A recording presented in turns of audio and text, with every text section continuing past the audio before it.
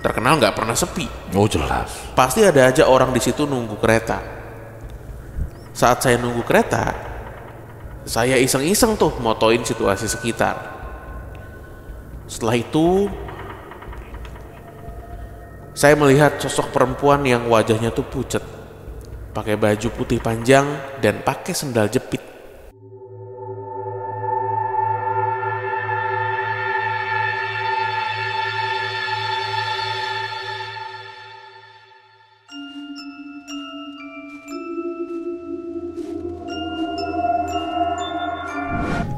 Assalamualaikum warahmatullahi wabarakatuh. Shalom, Om Swastiastu. Namo Buddhaya. Salam kebajikan. Selamat datang kembali di podcast Malam Kliwon episode 596. Fasten your seatbelt. Enjoy the flight with podcast Malam Kliwon. Ya. And this is Captain Bimo and another Captain Danu here.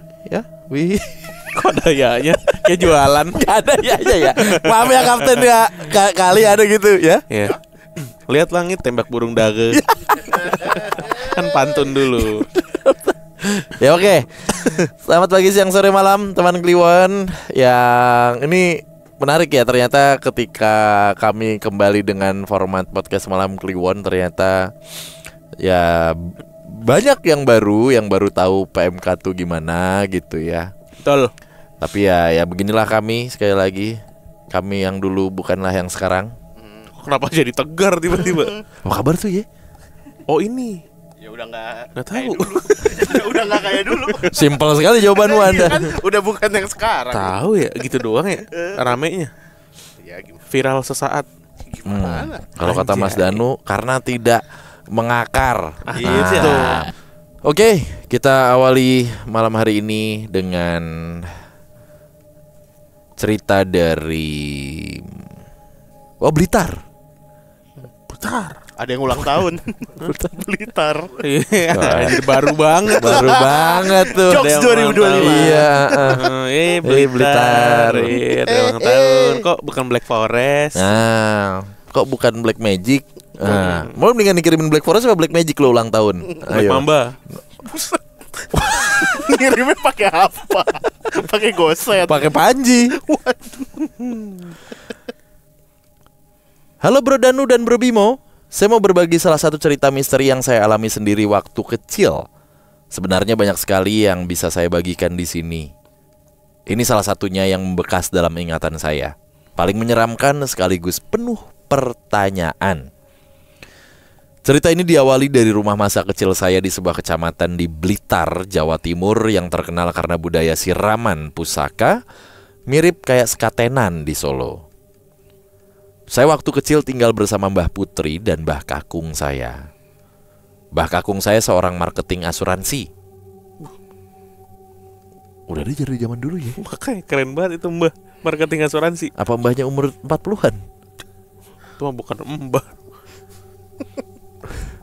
Beliau menjalani profesinya sebagai marketing asuransi untuk mengisi waktu tuanya setelah pensiun dari TNI AD.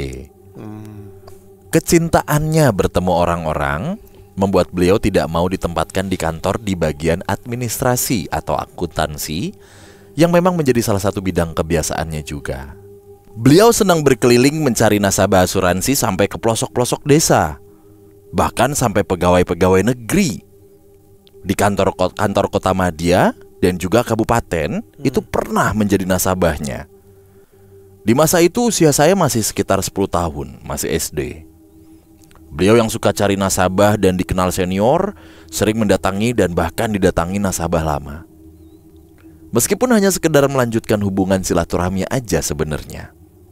Saya dan keluarga mengenal beberapa orang, salah satunya adalah Pak Dahlan.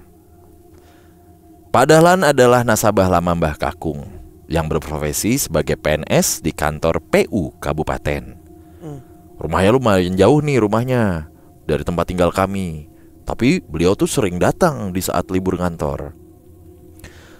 Suatu hari Minggu saat saya sedang asik-asiknya nonton acara album Minggu di TVRI, saya dikejutkan oleh jeweran di telinga saya. Ternyata itu adalah Mbah Kakung yang mengagetkan saya. Katanya saya gak dengar waktu dipanggil dari ruang tamu.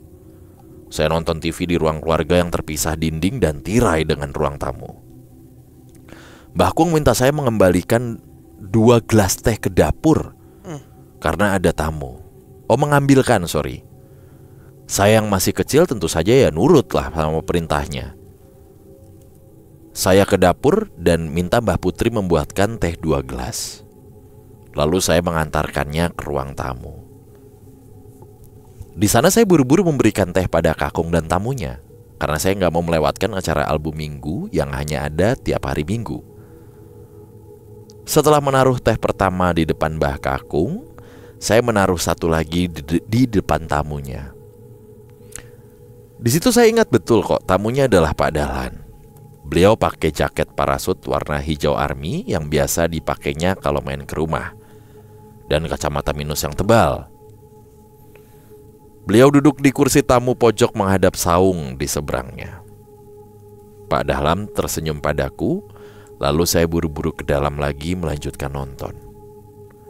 Esok paginya saya sekolah seperti biasa. Pulang sekolah saya kaget, karena kakung sudah pulang dari asuransi. Biasanya beliau pulang sore bahkan malam. Kali ini beliau sepertinya menunggu saya. Saya terheran-heran karena di rumah juga ada teman kakung dari asuransi yang jarang ke rumah. Mbah Putri pun ikut duduk di ruang tamu. Mbah Kakung menyuruhku duduk sebentar sambil bertanya demikian. Kamu kemarin ketemu Pak Dahlan kan? Saya mengangguk dan menatap Mbah Kakung serta Mbah Putri itu ya aneh. Kakung meyakinkan Mbah Putri dan temannya bahwa kemarin Pak Dahlan datang ke sini. Saya yang mengantar tehnya. Saya pun ditanya bagaimana saya melihat Pak Dahlan. Ya saya hanya menjawab biasa aja, pakai jaket hijau dan tersenyum, dan ya gak ada yang istimewa lah intinya. Mbah Putri langsung berbisik padaku. Ndu, oh cewek ini. Ndu, Pak Dahlan sudah tiada kemarin.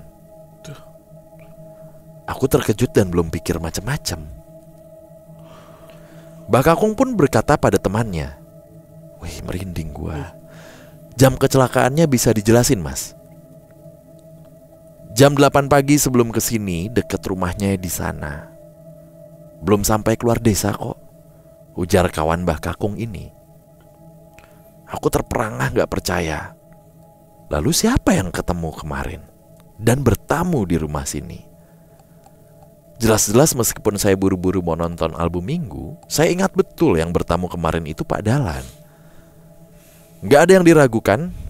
Anehnya kata Mbah Putri, tehnya pun masih utuh dan sepertinya memang tidak diminum sama Pak Dahlan. Lalu siapa yang datang di hari Minggu pukul 10-an ke rumah kemarin? Siapa yang tersenyum pada saya saat saya mengantar tehnya? Apakah yang disebut pamitan dalam mitologi Jawa seperti ini? Saya gak begitu paham. Rasanya gak masuk akal, tapi itu saya alami. Sekian cerita dari saya, terima kasih sudah dibacakan. Terima kasih Mbak. Wah, serem banget ya. Hampir sama ya, persis dengan cerita gue ya. Dan almarhum juga kecelakaan. Ingat gak? Yang SMS sekolah, iya. Yang Teman janjian ke gereja. Dulu juga pernah nih, gue inget salah satu cerita teman Kliwon yang beli bubur. Ingat gak lu? Sebentar. Pagi-pagi. Oh ya, jarang emang jam kan? 3 siang beli bubur tuh jarang. Iya bener juga ya. Dia beli bubur, pokoknya dia tuh bapaknya apa ya yang jualan ya. Terus yang kecelakaan nih Oh, saudaranya. Iya, yang ini yang dia cerita nih, yang ada tamu. Yang di komplek Bekasi, yang anaknya trek-trekan meninggal. Bukan. Yang anaknya Bogor, juga orang Bogor. Oh bukan ya, gue kira yang bubur yang anaknya juga jualan tuh. Jangkung. Si Pak ini, Pak Isom. Iya. Bukan. Oh bukan. Ada lagi teman Kliwon yang cerita. Oh. Pokoknya di Bogor. Jadi dia emang udah berangkat si sosok yang datang dan pamitan ini gitu ke stenan buburnya. Padahal ya di OTW ke sini tuh dia kecelakaan. Gitu. Oh dia pembeli bubur, bukan ya? Gue lupa deh dia mau beli atau pamit gitu. Pokoknya pernah dibacain deh. Ya maksudnya bukan penjual buburnya nih Bukan. orang. Iya iya iya Bukan. iya. Iya ya, ingat mulai ingat. Iya tuh. kan? Ya pamitan Pagi-pagi gitu. Pamitan, iya pamitan. Ya, gue waktu itu mungkin buat teman Kliwon yang baru gue ceritain ulang. Jadi waktu itu gue punya gue Jacob sama almarhum Valen tuh sering janjian bertiga lah kalau ke gereja gitu selalu gitu. Karena kita habis ke gereja tuh sering beli pecel terus main di Jatinegara ngelindesin paku gitu intinya. Sama satu lagi teman gue Derry yang sering kita mampirin buat kita palak nasi goreng ibunya lah gitu. Nah, habis itu kita udah lulus SD, mencar-mencar, jarang tuh ke gereja bareng, ya kan? Satu momen gua di WhatsApp nih. Kok di WhatsApp apa SMS 3310 tuh, 3315 ya. Udah ganti casing jadi transparan. Ketahuan banget umurnya. Iya. Bim, apa kabar? Ayo ajak Jacob lagi gitu buat ke gereja minggu besok ya, kita duduk di atas. Oh ya, nanti gue kabarin Jacob dulu. Nggak langsung dikabarin, besoknya gue kabarin. Valen kemarin SMS tuh ngajakin ini lagi, gereja lagi. Hah? Kapan? Kemarin. Cuman kan waktu itu gue masih SMS-an dan SMS-an kan terbatas tuh ya, 20 message apa berapa hilang gitu, kehapus sendiri. Iya nih, udah nggak ada SMS-nya. Paling minggu lalu kecelakaan Bim. Waduh, di depan penjara Cipinang. Gitu, tabrakan motor lah, kecelakaan laka lantas gitulah. Wah. Dan gue langsung bisa ya begitu ya, maksud gue ya. Itu salah satu pengalaman yang cukup ikonik sebenarnya di hidup gue tuh. Iya, nggak bisa dijelasin. Nggak bisa jelasin Pak. Coba jelasin Cik yang tadi postingan tadi kayak gini-gini. Ini coba jelasin gitu. Maksudnya ini gimana maksudnya? Karena kan pinter tuh dua orang gitu kan. Baca buku konspirasi. Kata. Kirain pinter banget kali. Iya, tapi dari cerita tadi kita jadi tahu ya, kalau asuransi udah dari zaman dahulu. Dan target marketnya adalah orang-orang desa, bukan yang orang-orang perkotaan seperti ini ya. Kerja modern gitu ya. Dan keren juga. Iya, gue baru tahu ya, ternyata dari dulu insurance tuh udah digandrungi masyarakat desa gitu ya. Iya. Mungkin emang kalangan tertentu doang kali ya, nggak yang sampai ke grassroots banget gitu, tapi ke pekerja tadi ASN kayak gitu-gitu. Tapi kan ini sampai pelosok-pelosok desa. Iya, tapi kan di desa nggak semuanya orang Benar. grassroots gitu maksudnya. Lanjut ke cerita berikutnya. Halo Mas Bimo dan Mas Danu, kenalin nama saya Widi, ini nama samaran, saya dari kota Bekasi. Saya mau menceritakan kejadian yang saya alami beberapa hari yang lalu saat cerita ini saya tulis, tanggal 23 Juni 2024. Saya asli dari Klaten, Jawa Tengah, dan saat ini merantau di Bekasi. Kejadian ini saya alami di sebuah stasiun Manggarai tepatnya. Saat saya mau pulang ke kontrakan saya di Bekasi. Langsung aja ke ceritanya. Hari Sabtu sepulang kerja, saya berencana main ke tempat teman sekolah saya yang merantau di daerah Bogor, tepatnya di Cibinong. Saya berangkat dari Bekasi kurang lebih sekitar jam 7-an lebih dikit lah. Saat itu sebenarnya saya berencana mau motoran, tapi teman saya nggak jadi ikutan main ke Bogor. Ya udah, saya ambil inisiatif untuk naik KRL aja, karena kontrakan saya deket nih sama stasiun Bekasi Timur. Jam 7 malam, saya ke stasiun Bekasi Timur, kemudian naik KRL jurusan Manggarai. Karena kalau mau ke Bogor tuh harus transit dulu ya di stasiun Manggarai. Betul. Saat di dalam KRL, saya pakai headset sebagai hiburan di perjalanan menuju Manggarai. Beberapa kali saya naik kereta dari Bekasi tuh biasanya langsung transit tuh di situ. Tapi setelah kereta sampai di stasiun Jatinegara, kereta yang saya naiki ini ternyata nggak ke arah Manggarai, tapi ke arah Pasar Senen. Harusnya saya turun kereta untuk transit, tapi saya nggak turun karena musik yang saya dengerin terlalu kenceng. Saya baru sadar saat penumpang di dalam kereta itu sepi. Setelah kereta berjalan, saya mengecilkan volume headset dan ternyata kereta yang saya naiki udah sampai di stasiun Kramat. Saat itu saya langsung turun dan menunggu kereta yang balik menuju arah Jatinegara. Saat saya berada di stasiun Kramat ini, entah kenapa situasi stasiun itu sepi. Tidak seperti stasiun lain yang biasanya banyak orang-orang yang nunggu kereta. Hawa di stasiun itu pun agak panas. Yang biasanya kalau di stasiun tuh kayak ada angin sepoi-sepoi gitu. Di situ kayak nggak ada angin sama sekali. Panas, gerah, keringetan pokoknya. Setelah beberapa saat, kereta yang menuju ke arah Jatinegara tiba dan saya langsung naik ke dalam kereta. Kemudian transit nih di Jatinegara. Dari Jatinegara ke Manggarai ya rame nih, seperti hari-hari biasa. Lalu saya langsung naik tangga ke lantai paling atas untuk nunggu kereta ke arah Bogor. Dan anehnya lagi, saat saya berada di lantai paling atas itu, orang-orang juga sepi. Nggak seperti hari-hari biasa. Hanya ada beberapa orang yang nunggu kereta.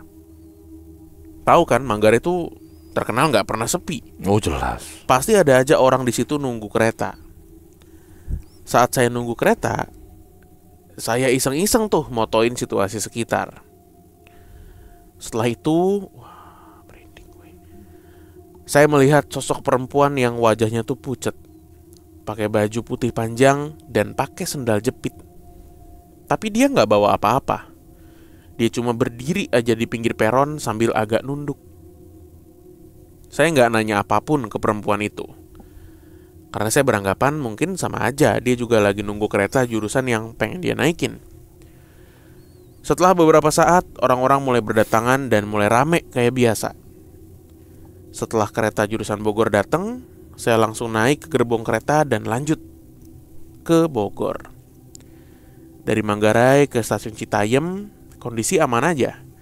Gak ada yang aneh seperti yang saya alami di Manggarai tadi. Setelah saya seharian main sama temen, kemudian saya pamitan pulang untuk balik ke Bekasi karena besoknya kerja. Saya berangkat dari Bojonggede sekitar jam 10-an malam. Saat itu saya nunggu kereta hampir 20 menitan. Karena makin malam, makin lama kereta datang. Sekitar hampir jam 10:30, kereta jurusan Jakarta Kota datang, lalu saya naik.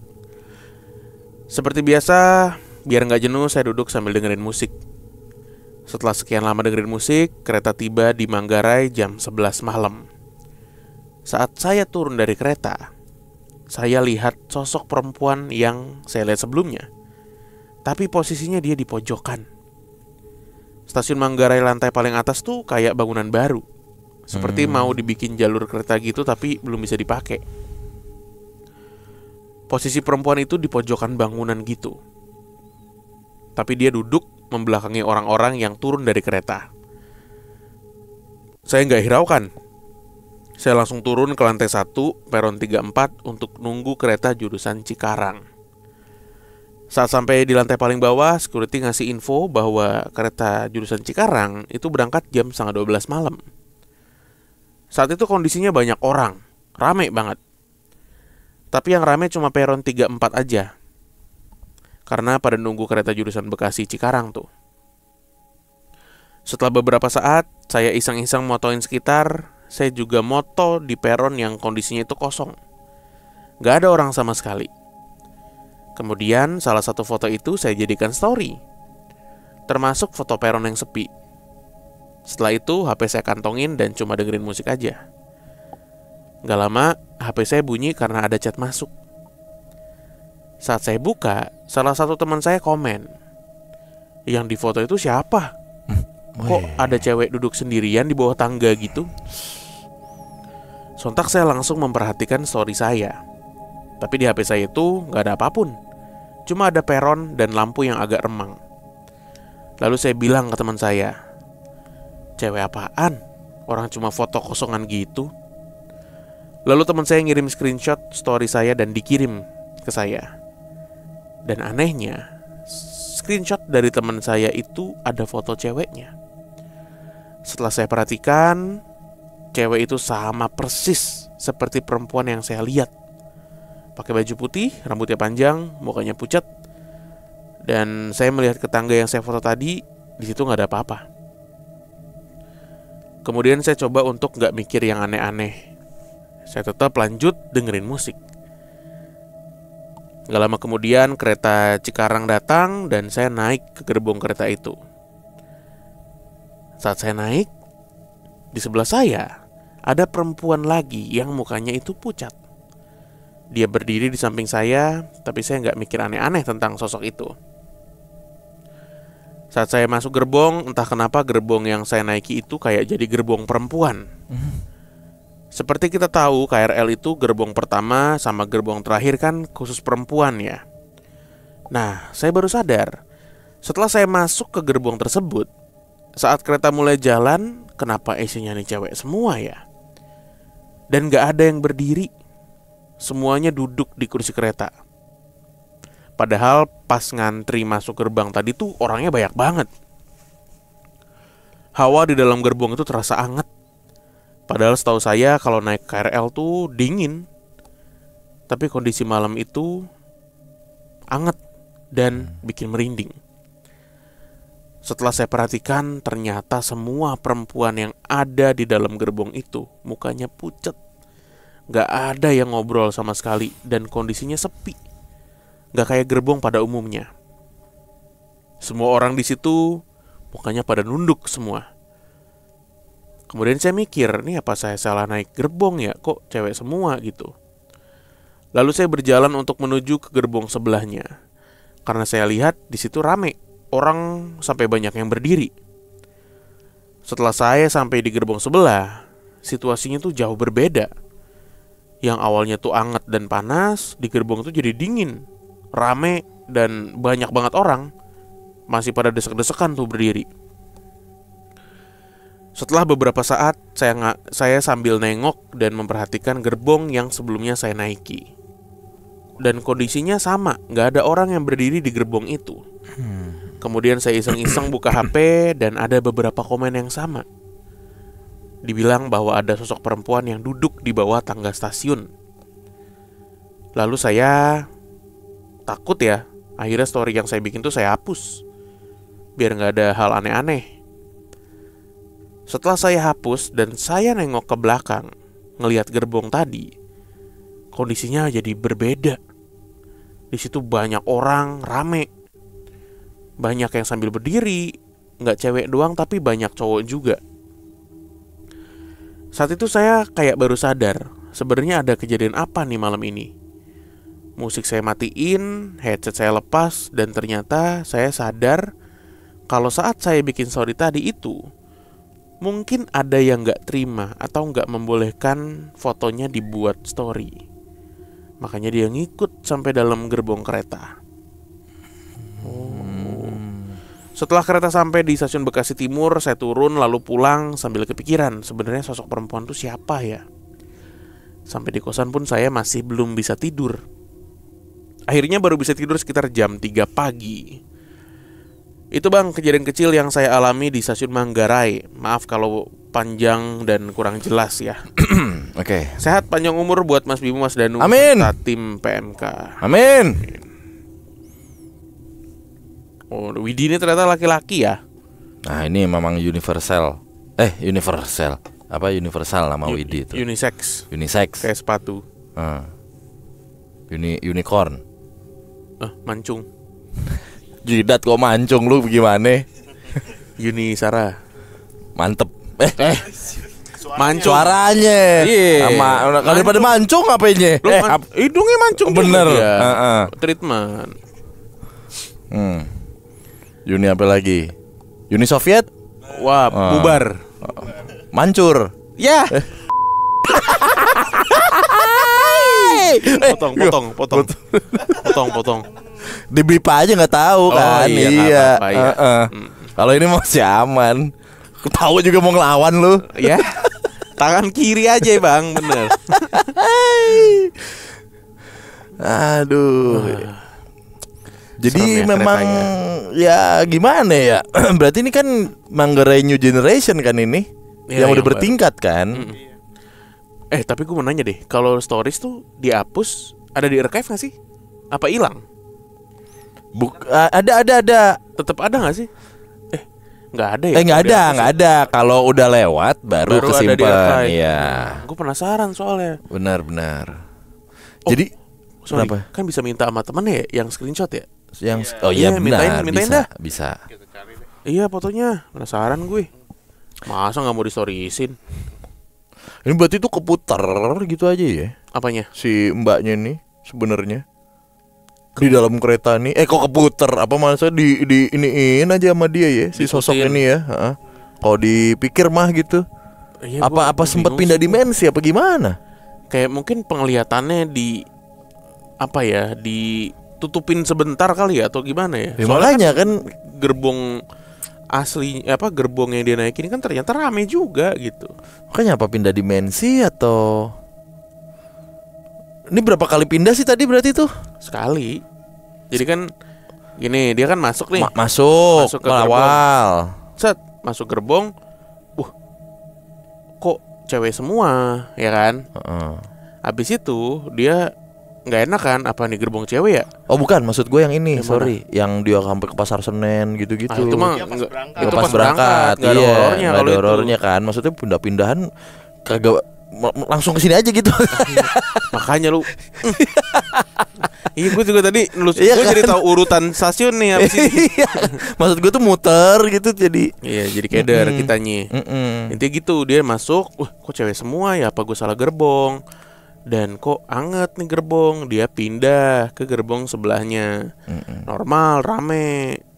Dia nengok ke belakang, Ada. beneran emang sepi gitu. Iya. Kayak, kok di sana kosong ya, nggak ada orangnya segala macem. Buka HP, ngapus story, nengok lagi, rame sekarang. iya. Gitu. Nah, di situnya tuh yang apa pindah dimensi apa? Apa penglihatannya ditutup? Tapi gua waktu itu malah dimarahin sama petugas kereta. Apa? Pas masuk gerbong cowok semua, apa gue salah gerbong ya gitu. Emang ada gerbang dah tuh. Gerbong khusus cowok. Yang enggak, pas gua masuk gitu, kok cowok semua? Apa gue salah masuk ya gitu. Dijenggut, mau masuk mana gitu. Kan ini dia bilang, lah masuk cewek, kok cewek semua? Apa gue salah masuk gerbong gitu. Cowok kan soalnya. Iya. Nah, kalau cowok masuk gerbong cowok doang, apa gue salah masuk gerbong ya? Ya karena begini teman Kliwon, sebelum kita melakukan perjalanan jauh ke depan 4 tahun lah gitu, kita jangan salah pilih gerbong gitu. Gitu. Nggak kebagian apa-apa, Bos. Itu gerbong maksud mah. saya. Maksudnya mah nggak apa-apa ikut gerbong, cuman kalau misalnya di tengah udah anget, nah kayak begini, pindah aja, nggak apa-apa, begitu maksudnya. Kalau bisa yang nyesel kemarin hapus saya tuh story-nya tuh. Nah itu dah jelas kayak gua sama Gibran yang nggak pasti menang ya Bran. Untuk nambahin aja. Ramaikan kontestasi. Meramaikan kontestasi aja kita mah. Gitu. Oke. Ya. Makasih teman Kliwon yang udah nonton, udah mendengarkan. Kita ketemu lagi di episode berikutnya. Dadah.